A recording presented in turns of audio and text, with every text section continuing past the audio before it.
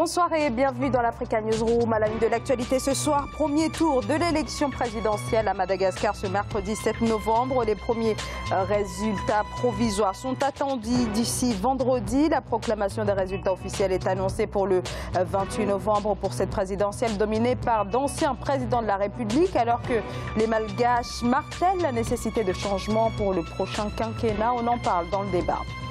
Au programme également dans cette émission, le président sud-soudanais Salva Kiir nommé médiateur des conflits au Soudan. Des pourparlers de paix prévus la semaine prochaine, annonce des autorités, des discussions entre le gouvernement du Soudan et les rebelles qui vont porter notamment sur la résolution du conflit au Darfour, une guerre à l'ouest du Soudan déclenchée il y a 15 ans.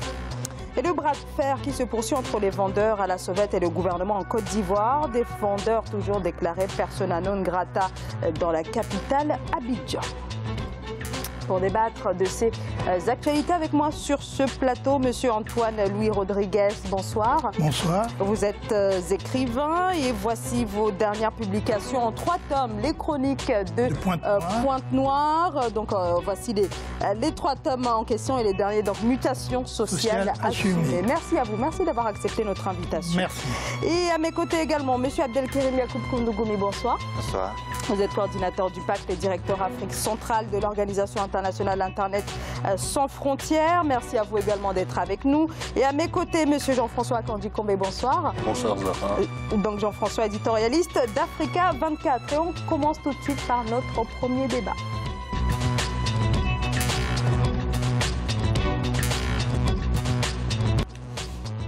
Les bureaux de vote ont refermé leurs portes il y a quelques instants à 17h heure locale à Madagascar, où près de 10 millions d'électeurs étaient attendus aux urnes pour le premier tour de l'élection présidentielle. 36 candidats sont en lice, 36 dont les 3 derniers présidents qui se disputent un électorat en quête de changement et dont la grande majorité vit encore dans l'extrême pauvreté. Gladys Mamba. Quel que soit le vainqueur de l'élection présidentielle du 7 novembre à Madagascar, les défis restent les mêmes. Permettre à tous l'accès à l'eau et à l'électricité, lutter contre l'insécurité et contre le chômage et créer des emplois, telles sont les priorités dans ce pays où la plupart des 25 millions d'habitants vivent sous le seuil de pauvreté et où plus de 53% de la population est âgée de moins de 20 ans. Les jeunes sont les premiers à espérer un changement important en vue d'un avenir meilleur. J'ai dû arrêter d'aller à l'école et chercher du travail parce que mes parents ne pouvaient pas payer mes frais de scolarité. La situation économique malgache reste fragile. 5 ans après la fin de la crise politique qui a secoué le pays de 2009 à 2013. Pourtant, la grande île bénéficie de nombreuses richesses naturelles telles que sa faune exotique, sa vanille de luxe et son bois de rose. Mais pour les électeurs, le redressement économique du pays dépendra de la vision du prochain leader. Avec chaque nouveau président, la vie est devenue de plus en plus difficile. Et c'est pourquoi je vais voter dans l'espoir que nous aurons un bon président, mais une personne ayant une vision pour les jeunes. 9 903 913 électeurs seront appelés à départager dès le 7 novembre une trentaine de candidats en lice. Le nom du vainqueur sera connu à l'issue du second tour, le 19 décembre 2018. Alors, 36 candidats en lice et en réalité, la bataille se joue véritablement autour des 3 derniers présidents. Donc, Andrade Joël, Marc Ravalomanan et Radzaonariman Pianine. Le changement souhaité par les Malgaches Abdelkerim, est-ce qu'il peut véritablement se faire avec ces 3 présidents-là qui ont été finalement au cœur des troubles qui ont secoué Madagascar ces dernières années ?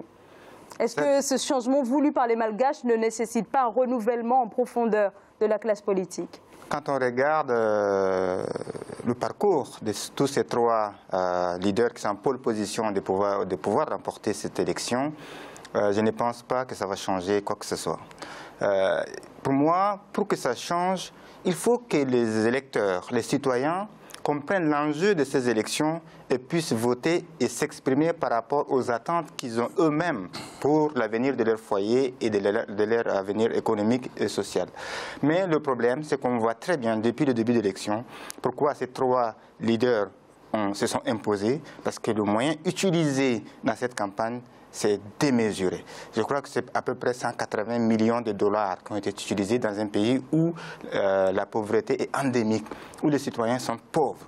Donc, finalement, on comprend bien que c'est de l'achat de conscience, l'achat de votes, que vraiment une conviction que la société civile malgache devait le faire.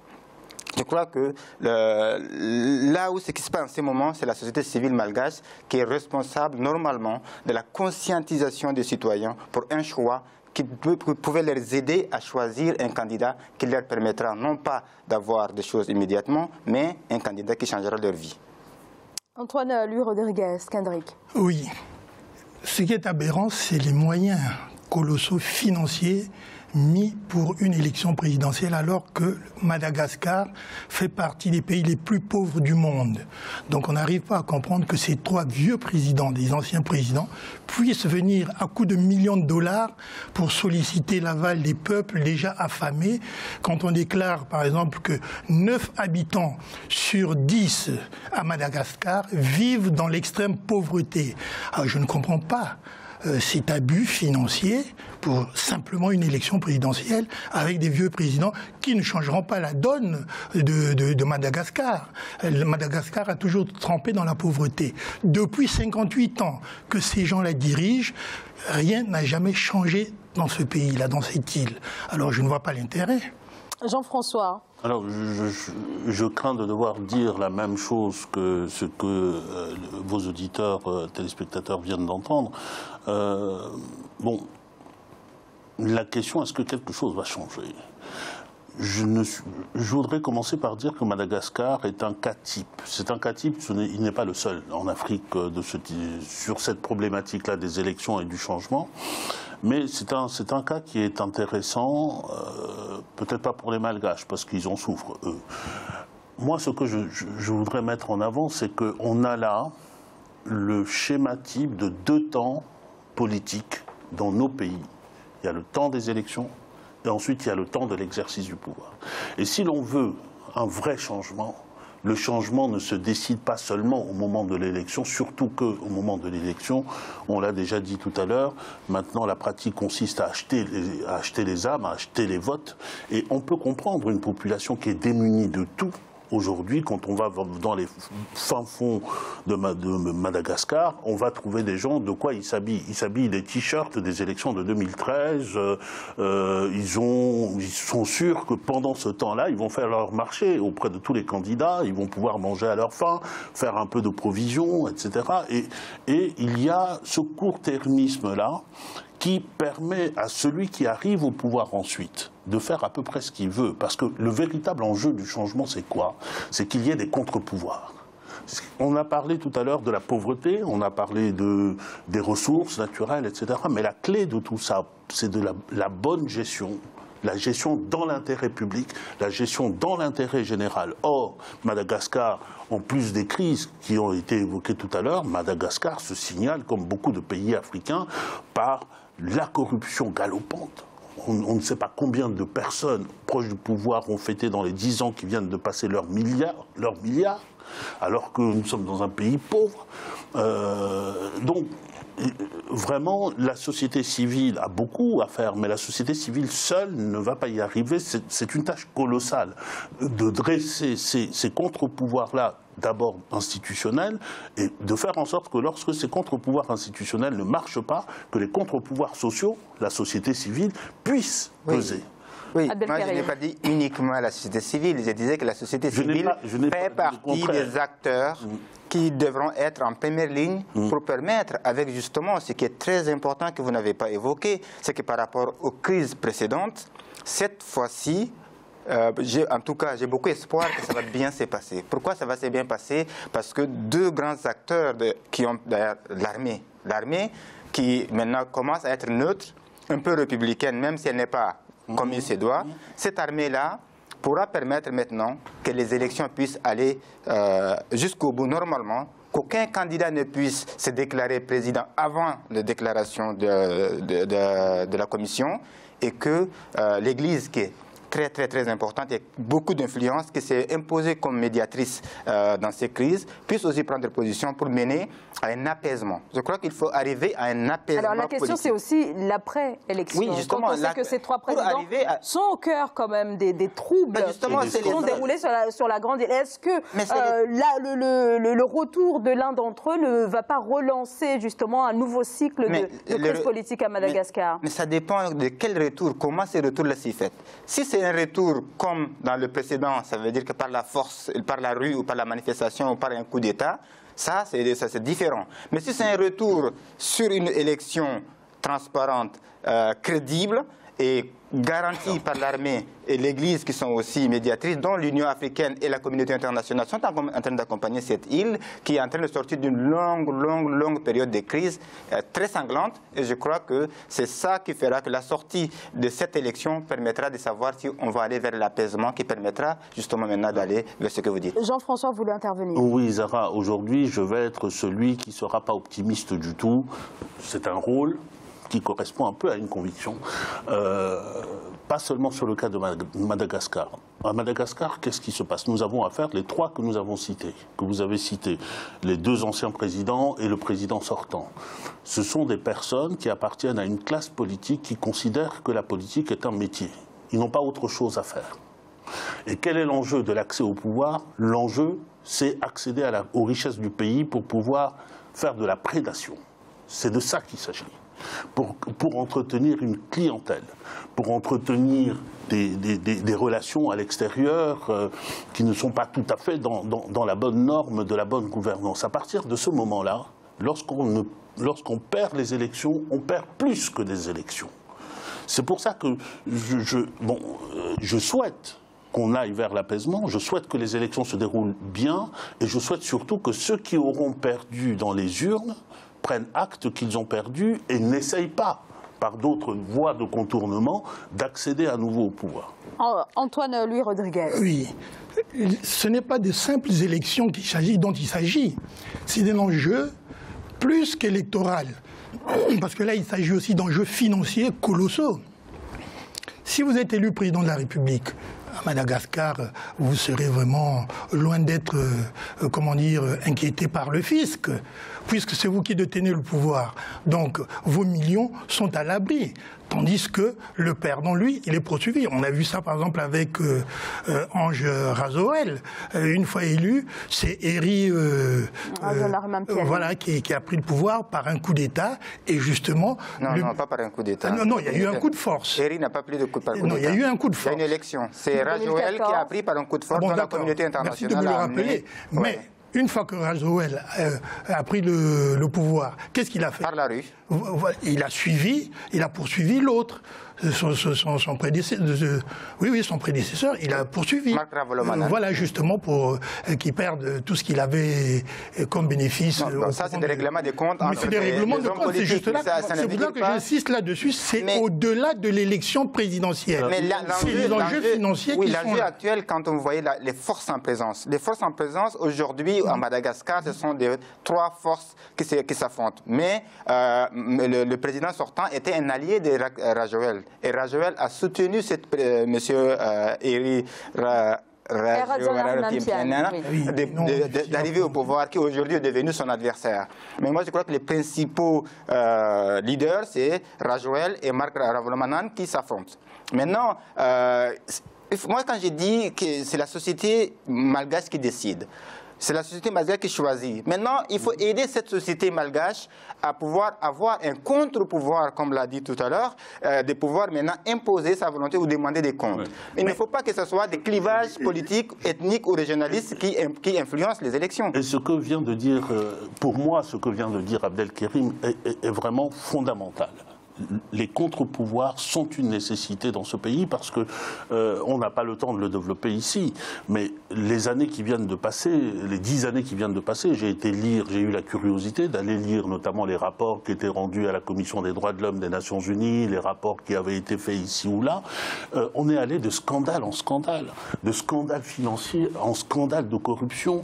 Et comment ces scandales-là ont été résolus sur place, comment ils ont été traités par le pouvoir sur place, par la menace Il y a eu les membres de la société civile qui s'étaient levés pour dénoncer cela, ont été menacés de mort. On est dans cet état-là. Ce ne sont pas les élections qui déterminent la démocratie. Il y a un certain nombre de mécanismes qui sont ancrés, qui sont enracinés dans cette société-là. Je le dis en pensant à d'autres sociétés, par ailleurs, mais je ne les citerai pas ici. Mais ce sont ces mécanismes-là sur lesquels qu'il faut arracher. En plus des élections, en plus de choisir le bon candidat, mais peut-être que le bon candidat, ce n'est peut-être pas celui qui est dans le peloton de tête, sauf que la mécanique des élections et des moyens financiers est telle que le bon candidat, si bon candidat il y a parmi les 36 que vous avez cités, il est au fin fond du panier parce qu'il n'a pas le sou. Il n'a pas de visibilité. Non, c'est pas ça. En fait, il faut maintenant. L'élection. Au début de l'élection, Transparency International Madagascar a aussi quand même voulu inciter à la transparence, à demander à tous les candidats de publier leur patrimoine. Et ça, c'était très bien, c'est un bon début. Il faut imposer et pousser jusqu'à ce que ce n'est pas l'argent qui gagne, mais la voix du peuple qui gagne. Ça, le peuple malgache, il faut l'accompagner. C'est un peuple qui n'a pas les moyens, mais il faut l'accompagner de façon institutionnelle avec des leviers internationaux qui peuvent La question qu'on peut se poser, est-ce que ces élections seront pérennes, apaisées? Parce qu'il y a un état de corruption tel à Madagascar, avec la pauvreté dans tout le pays, je ne vois pas comment une élection peut se dérouler pérennement là-bas, tranquillement, sans qu'il y ait tricherie ou autre. Si on veut traiter les questions de fond, notamment sur la question du développement de Madagascar, à Madagascar, ce ne sont pas les affaires qui manquent. Vous avez des grands contrats. Des grands contrats qui portent sur les terres, qui portent sur le cacao, qui portent sur les richesses minières, etc. Vous avez de grands contrats. Mais une des caractéristiques fondamentales de tous les pouvoirs qui se sont succédés, c'est qu'il n'y a aucune emprise de Madagascar. On ne tente pas de faire en sorte que Madagascar prenne son destin en main, par exemple, se donne les moyens d'aller faire de la prospection minière, ou se donne les moyens, par exemple, du public et privé. On est dans l'ère du public et privé, des contrats publics et privés, on est toujours dans cette relation assez paradoxale, pas paradoxale, mais assez bizarre, entre des gouvernants et des puissances capitalistiques étrangères qui viennent piller le pays. Et je suis désolé de le dire comme cela, dans les programmes qui sont en train de défiler, j'ai regardé quelques programmes, mais on n'insiste pas assez sur le développement endogène à Madagascar. On a toujours... Alors, et quand ils insistent un petit peu, voilà, c'est pas chiffré non plus. Non, en fait c'est ça, j'ai dit, qui lit le programme à Madagascar? Les gens ne lisent pas les programmes. Voilà. C'est ça le problème. Quand on regarde le taux d'éducation, d'analphabétisation, le taux de la pauvreté, le taux de la conscientisation, les gens ne votent pas sur des programmes, même au Tchad ou dans beaucoup de pays africains, il n'y a pas un niveau d'éducation où la population choisit par rapport à des programmes ou à des idéologies ou à des... Non, les gens choisissent par rapport à l'ethnie, par rapport à la tête de la personne, par rapport à le plus offrant, à l'argent. Alors peut-être pour ce qui est de Madagascar, effectivement, par rapport à celui qui a les moyens, qui est visible, qui peut aller dans tous les villages, distribuer des sacs de riz, distribuer des vivres, qui permet. Maintenant, j'ai bien aimé dans votre reportage, il y a un jeune qui s'est exprimé. Lui, il dit, je veux un candidat qui s'occupe de nous, un jeune candidat qui a une vision. Donc, tout le monde a des visions, mais seulement le problème, c'est qu'on ne laisse pas les citoyens choisir la vision de la personne qui a leur vision. Un dernier mot, Jean-François. Et en même temps, le même jeune a dit quelque chose que je trouvais extrêmement pertinent. Tous les pouvoirs, les présidents qui se sont succédés, notre situation n'a fait qu'empirer. Voilà, c'est ça. Et donc, c'est ceux-là qui sont en tête, c'est ceux-là qui vont... 70% de personnes, en tout cas de malgaches, dans une situation de pauvreté absolue. Alors, en tout cas, le premier tour s'est donc tenu ce matin. Les bureaux de vote ont fermé vers 17h, heure locale. Et voilà. Est-ce que, par ailleurs, on peut penser que le pays va se diriger vers un second tour, Abdelkarim? Je crois oui. Je crois fondamentalement que ce serait, bon, c'est des pronostics, mais ce serait vraiment un affrontement entre les deux frères ennemis. Vous, c'est les deux, c'est pas les trois? Non, les deux frères ennemis entre Rajoel et Ravalomanane qui vont s'affronter vraiment parce que, en sachant que le sortant était un colistier de l'ancien président, le jeune... comment ça s'appelle, Rajoel. Oui, Rajoel. Entre Rajoel. Moi, je pense également qu'il y a deux présidents qui sont en vue. Donc, le premier dont vous avez parlé, le second. Rajoel, voilà. Et mais il y a un problème, comment dire, d'alliance qui va se faire entre Ravalomanana, je sais pas, et le tout nouveau là. Le sortant. Voilà. Donc ils vont faire une alliance justement pour détrôner le premier président qui est. Non, ça je ne crois pas. Donc on suivra ça en tout cas dans les prochains jours. C'est ce que les sondages disent. Voilà. Il reste 33 dont vous n'avez pas parlé. 33 candidats effectivement qu'on a. Je voulais juste dire à propos de ces 33, nous sommes habitués à ça en Afrique. Les élections présidentielles, c'est l'équivalent d'un concours d'accès à la haute fonction publique, aux hautes fonctions publiques et politiques. Beaucoup se sont présentés pour, après avoir perdu. Alors les premiers résultats provisoires sont donc attendus d'ici vendredi. Et pour ce qui est des résultats officiels, ils devraient probablement être annoncés d'ici le 28 novembre. Voilà donc ce que l'on pouvait dire ce soir sur le premier tour de l'élection présidentielle à Madagascar. On s'interrompt quelques secondes et on se retrouve dans quelques instants et nous parlerons cette fois du Soudan. A tout de suite.